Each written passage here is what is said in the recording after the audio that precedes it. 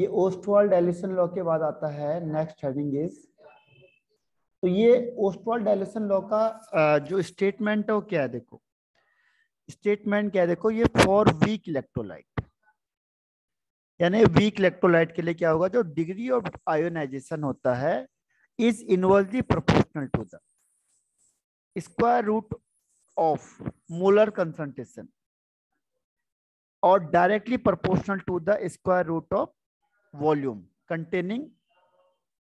आवाज नहीं आ रही क्या मेरी? अच्छा एक मिनट, हाँ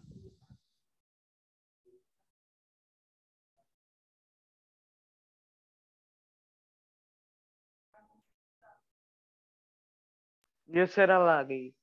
आ गई? Yes sir.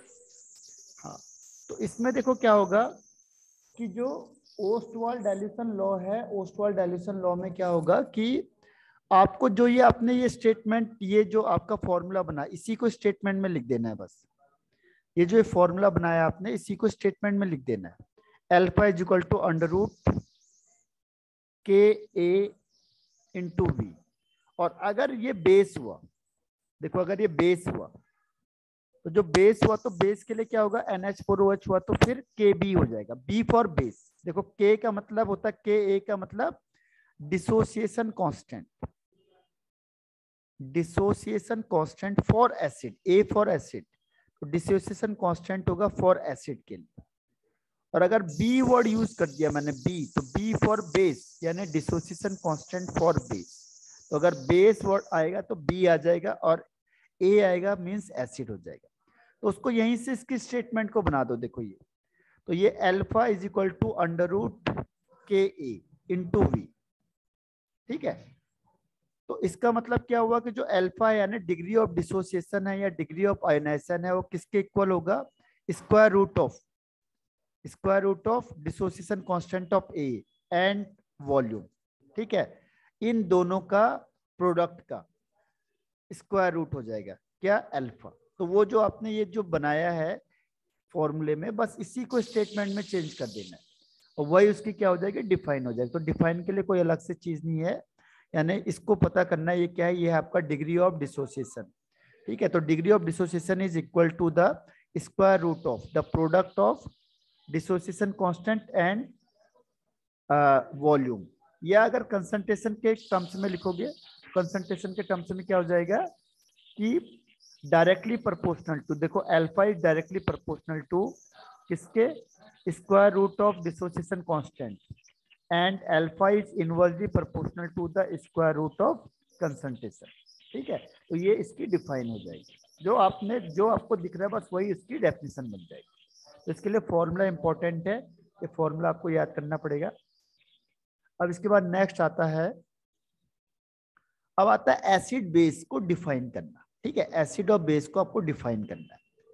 तो एक टॉपिक और करते हैं इसमें, एसिड बेस को हम डिफाइन कैसे करेंगे। देखो ये बहुत इजी कॉन्सेप्ट है एसिड बेस का, इसको अभी भेजूंगा मैं आपको, पहले आप इसका वो देख लो, या अगर साथ साथ आप लिखोगे तो भी लिख सकते हो, ठीक है। तो एसिड और बेस को डिफाइन करने के लिए क्या है, अलग अलग साइंटिस्टों ने वो दिया एसिड और बेस को डिफाइन करने के लिए, एसिड एंड बेस। तो जो सबसे पहला वर्क था वो था आर्हीनियस का, आर्हीनियस कॉन्सेप्ट। तो आर्हीनियस के अकॉर्डिंग एसिड क्या है और आर्हीनियस के अकॉर्डिंग बेस क्या है, ठीक है। तो आर्हीनियस कहता है कि जो कोई भी substance, the substance which gives hydronium ion, इसे कहते हैं वो हाइड्रोनियम आयन,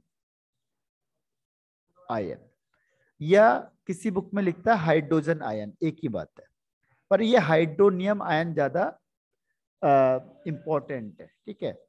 हाइड्रोजन आयन हो या हाइड्रोनियम आयन हो, व्हेन डिसॉल्व इन वाटर,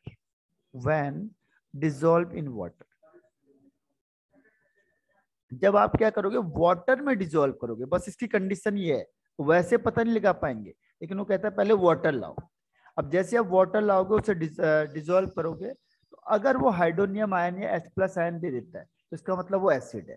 जैसे एग्जांपल के लिए HCl को आपने वाटर में डिसॉल्व किया तो क्या होगा, वाटर में डिजोल्व करोगे तो ये किस में टूटेगा, H+ में टूटेगा, और ये एक्वस है, वाटर का मतलब एक्वस, और किस में टूटेगा, Cl- में टूट जाएगा, तो ये भी हो जाएगा एक्वस। तो ये क्या आपके पास एसिड, यानी कि the substance which gives H+ ion, H+ को यहाँ पे H3O+ भी कह सकते हैं, क्योंकि ये जो वाटर है, वाटर में क्या होता है HOH, इसके पास होते हैं लोन पेयर, तो ये क्या करता है, इस H+ को गेन कर देता है। तो ये गेन करेगा क्योंकि अपने इलेक्ट्रॉन पेयर इसको डोनेट कर देता है। जैसे ही अपने इलेक्ट्रॉन पेयर इसको डोनेट करेगा, ये इसके साथ अटैच हो जाएगा, तो ये ऑक्सीजन, ये हाइड्रोजन, ये हाइड्रोजन, ये हाइड्रोजन, यहाँ प्लस चार्ज, तो ये बन जाता है ये हाइड्रोनियम आयन। तो इसीलिए हम इसको हाइड्रोनियम आयन कहते हैं, क्योंकि जो ज्यादा स्टेबल होता है वो हाइड्रोनियम आयन होता है, तो इसीलिए H+ को नहीं लिखते ज्यादातर, ये लिखते हैं हाइड्रोनियम आयन को। और व्हेन डिसॉल्व इन वाटर, तो ये बन जाएगा आपका एसिड। जैसे एक और एग्जांपल है H2SO4, ठीक है, जैसे आप इसे वाटर में डालोगे तो क्या होगा, ये H2SO4 में से 2H+ निकलेगा आपका, या फिर अभी मैंने आपको बताया ये H+ किसके साथ कंबाइंड होगा, वाटर के साथ, और ये बना देगा H3O+, ठीक है, और SO4 यहां से बाहर हो जाता है, SO4 2-, ठीक है, और ये एक्वस है क्योंकि ये वाटर में डिजोल्व है, तो वाटर में डिजोल्व के लिए हम यहाँ पे क्या कहते हैं, इसे एक्वस कह देते हैं, एक्वस, एक्वस मीन्स वाटर में डिजोल्व, ठीक है, एक्वस मीन्स वाटर। तो जो वाटर में डिजोल्व होगा तो इसको ऐसे दिखा देते हैं हम लोग, ठीक है। तो ये आपका एसिड है H2SO4, किसके अकॉर्डिंग, आर्हेनियस के अकॉर्डिंग। क्यों, क्योंकि ये जैसे आप इसे वाटर में डिजोल्व करोगे आपको क्या मिलेगा, हाइड्रोनियम आयन मिल रहा है, तो इसका मतलब ये एसिड है। जैसे HNO3 है, HNO3 प्लस H2, जैसे आप इसे वाटर में डिजोल्व करोगे तो क्या होगा, यहां से ये H+ इसको डोनेट कर देगा, तो ये बन जाएगा H3O+, और यहां से H+ निकल गया तो यहाँ पे बनेगा NO3-, ठीक है। तो ये हो गया आपका hydronium ion, this one is hydronium ion. तो which gives hydronium ion when dissolve in water is called acid. तो ये किसने दिया था, आर्हेनियस ने, तो इसीलिए इसका नाम रख दिया गया आर्हेनियस एसिड, ठीक है, आर्हेनियस एसिड। तो समझ में आ गया आर्हेनियस एसिड। Yes sir.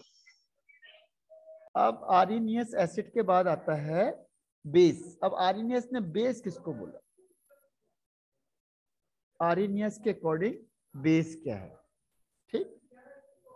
तो बेस में उसने बोला, तो आर्हेनियस के अकॉर्डिंग बेस या आर्हेनियस बेस, तो उसने बोला कि the substance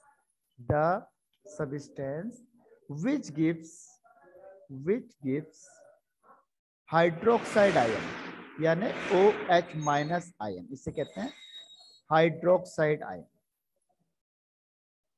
hydroxide ion when dissolve in water, when dissolve in water, जैसे आप वाटर में उसे डिसॉल्व करोगे तो क्या मिलेगा आपको, OH- आयन मिलेगा। OH- आयन मिलेगा, इसका मतलब वो बेस है। जैसे एग्जांपल के लिए NaOH, तो जैसे आपने NaOH में क्या मिलाया, वाटर मिलाया, तो वाटर मिलाने से आपको मिलेगा Na+, और ये एक्वस का, और दूसरा OH-, ये भी कैसा, एक्वस वाला, एक्वस मतलब वाटर। अगर आपने वाटर में नहीं डालोगे तो टूटेगा नहीं, तो इसलिए वो कहता है कि वाटर का होना जरूरी है, अगर वाटर नहीं डालोगे तो ये ब्रेक डाउन होगा नहीं, तो आपको OH आयन मिलेगा नहीं, तो इसलिए वाटर जरूर होना चाहिए। तो ये है बेस। जैसे एग्जांपल के लिए CaOH का होल ट्वाइस प्लस H2, जैसे आप इसको इसमें मिलाओगे तो क्या होगा, Ca2+ एक्वस का, और दूसरा OH- के 2 आयन, ठीक है, ये भी एक्वस के। तो ये एक्वस वर्ड आ गया, एक्वस वर्ड का मतलब वाटर में, ठीक है। तो ये वाटर आ गया, तो उसको हम यहाँ पे शॉर्ट में कह देते हैं एक्वस आयन, ठीक। और भी जितने भी जिसके पास OH- होगा, जैसे MgOH का होल ट्वाइस, अब नाम लिख रहा हूं मैं, रिएक्शन नहीं दिखा रहा हूं, ठीक है। और इसके अलावा NH4OH, ठीक है, जिसके पास भी OH होगा, जिससे और कोई भी एग्जांपल आप दे सकते हो। तो ये आपका एग्जांपल किसके हो गए, बेस के। तो ये आर्हीनियस ने दिया था, इसलिए उसके नाम से इसी को कह दिया गया Arrhenius base. It is also called Arrhenius base. तो पहले डिफाइन हो गई, डिफाइन के बाद एग्जाम्पल हो गया, और it is also called Arrhenius base. तो ये समझ में आ गया पहला। Yes sir. हाँ, अब आर्हीनियस के बाद आता है आपके पास एक दूसरा साइंटिस्ट है, उसने कहा देखो आपको हर बार क्या करना पड़ रहा है, वाटर लाना पड़ता है, लेकिन जरूरी नहीं है हर जगह पे वाटर यूज होगा। ठीक है, तो इसकी बहुत सारी दिक्कत थी। एक, जिसके पास H है या जिसके पास OH है, आप उसी का पता लगा सकते हो कि एसिड है या बेस है। अब मैंने कहा SO2 क्या है, अब आप बता ही नहीं सकते, क्योंकि जैसे आप इसे वाटर में डालोगे यहाँ से तो कुछ मिल ही नहीं रहा आपको, ना तो H प्लस ना OH माइनस। या मैंने कहा NO2 क्या है, तो इसकी बहुत सारी दिक्कत थी। और फिर दूसरा, अगर ये वाटर नहीं होगा तो भी ये बता नहीं सकता कि ये एसिड है या बेस है। और जिसके पास H प्लस या OH माइनस नहीं है उसका भी नहीं बता सकता है। फिर एक दूसरा साइंटिस्ट आया इसमें, उसको कहते हैं Bronsted and Lowry. Bronsted Lowry concept. अब इन्होंने क्या कहा, इन्होंने कहा चलो वाटर तो हम हटा सकते हैं, बस एक चीज हम कर सकते हैं कि वाटर हटा सकते हैं बस। ठीक है, तो अब इनके अकॉर्डिंग एसिड क्या है, इन्होंने कहा कि एसिड हम उसे कहेंगे जो जनरली प्रोटॉन डोनर होगा। प्रोटॉन डोनर यानी which gives H plus ion, proton का मतलब H प्लस आयन, जो H प्लस आयन को डोनेट कर देगा वो हो गया एसिड। और इसके अकॉर्डिंग बेस क्या है, जो प्रोटॉन को एक्सेप्ट करेगा, प्रोटॉन एक्सेप्टर। जो प्रोटॉन को एक्सेप्ट करेगा वो बेस, और जो प्रोटॉन को डोनेट करेगा वो एसिड। जैसे मैंने कहा HCl क्या है, तो HCl ने क्या किया, H प्लस और Cl माइनस, तो जो H प्लस डोनेट कर दिया तो उसने कहा ये एसिड हो गया। ठीक है, और ये कोई माइनस है, जैसे Cl माइनस है, तो Cl माइनस ने क्या किया, H प्लस को क्या क्या गेन किया, और ये बन गया HCl। तो यहाँ पे ये क्या बन जाएगा, बेस बन जाएगा। ठीक है, या जैसे NH3 हो गया अमोनिया, NH3 के पास ये इलेक्ट्रॉन पेयर है। अब जैसे यहाँ पे H प्लस आया तो इसने H प्लस इसको देके इसको कंबाइन कर लिया अपने साथ, तो ये बन जाएगा NH4, NH4 प्लस। ठीक है, NH4 प्लस बन गया। ठीक है, तो NH4 प्लस बन गया, इसका मतलब ये क्या हो गया, ये क्या है, इसने प्रोटॉन को H प्लस, देखो प्रोटॉन का मतलब H प्लस से है, प्रोटॉन कभी भी कुछ अलग नहीं है, इसे P मत समझना, प्रोटॉन का मतलब H प्लस से।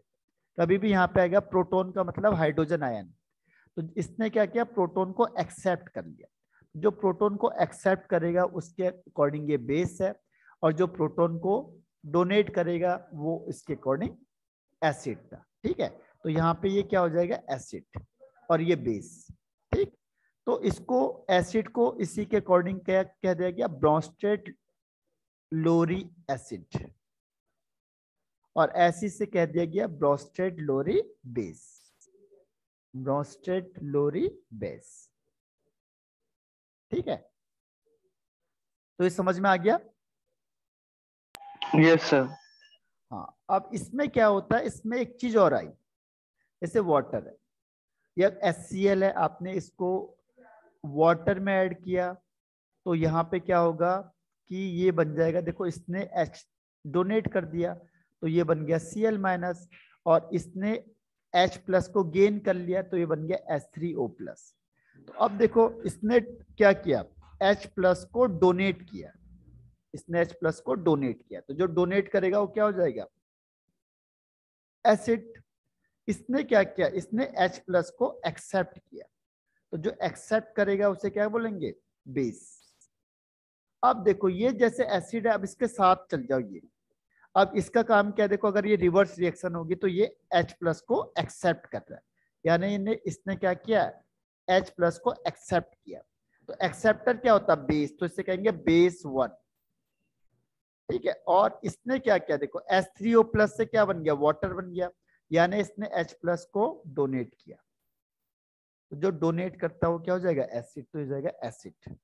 या अगर इसे कह रहे हो आप, इसे 1 और इसे 2 कह रहे हो, ये हो गया 1 इसे 2, तो इसे कर दो, सॉरी इसे भी 1, तो यहाँ हो जाएगा 2, ये भी 2 हो जाएगा। तो इसके लिए इसने एक वर्ड यूज, कैसे कहते हैं, कॉन्जुगेटेड। इसके लिए एक वर्ड उसने यूज किया, conjugated acid base pair, conjugated acid base pair. ठीक है। कॉन्जुगेटेड का मतलब अगर मैंने बोला बताओ HCl का कॉन्जुगेटेड बेस क्या होगा, what is the conjugated base of HCl, answer क्या हो जाएगा Cl माइनस। अगर मैंने कहा Cl माइनस का कॉन्जुगेटेड एसिड क्या है तो आंसर हो जाएगा HCl। ऐसे ही मैंने कहा H2O का, पहले समझ में आया? Yes sir. हाँ, तो अगर मैंने कहा H2O क्या है यहाँ पे, तो H2O आपने बोला बेस है, तो मैंने कहा इसका कॉन्जुगेटेड एसिड क्या होगा, कॉन्जुगेटेड एसिड, कॉन्जुगेटेड एसिड क्या हो जाएगा इसका H3O+। ठीक है, तो ये क्या है एसिड है, ये एसिड है और ये बेस है। तो इसका मतलब कॉन्जुगेटेड एसिड बेस पेयर किसे बोलेंगे, कॉन्जुगेटेड एसिड बेस पेयर। ये क्वेश्चन जरूर आता है आपके पास, ठीक है, अभी देख लिख लेना, ये क्वेश्चन जरूर आएगा आपके एग्जाम में। तो इसका मतलब हुआ कि कॉन्जुगेटेड एसिड पेयर का बेस पेयर का मतलब क्या हुआ, the pair which is formed by the exchange of proton, exchange यानी अदला बदली कर दी, या डोनेट और एक्सेप्ट बाय द प्रोटॉन। देखो एक्सचेंज ऑफ प्रोटॉन क्यों कह रहे, एक ने H+ को डोनेट किया, एक ने H+ को एक्सेप्ट किया, तो दोनों ने एक्सचेंज कर दिया। ठीक है, H+ आयन, तो जो इसके थ्रू बनता है उसे कहते हैं, उस पेयर को हम कहते हैं कॉन्जुगेटेड एसिड बेस पेयर। आगे समझ में? Yes sir. जैसे मैंने कहा सपोज करो NH3 है प्लस H2, अब यहां से देखो इसने इसको H+ दे दिया तो ये बन गया OH-, और इसने H+ को गेन कर लिया तो ये बन गया NH4+। ठीक है, अब आपके नजर में बताओ कि इसके अकॉर्डिंग बताओ NH3 क्या है, एसिड है या बेस है?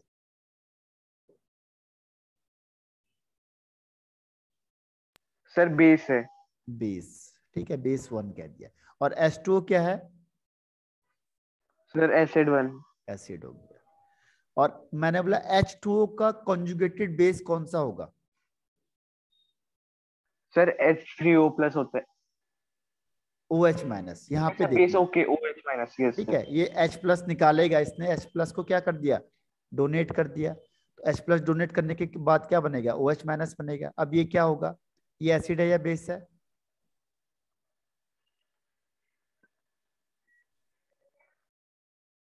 ये ये है, बेस है।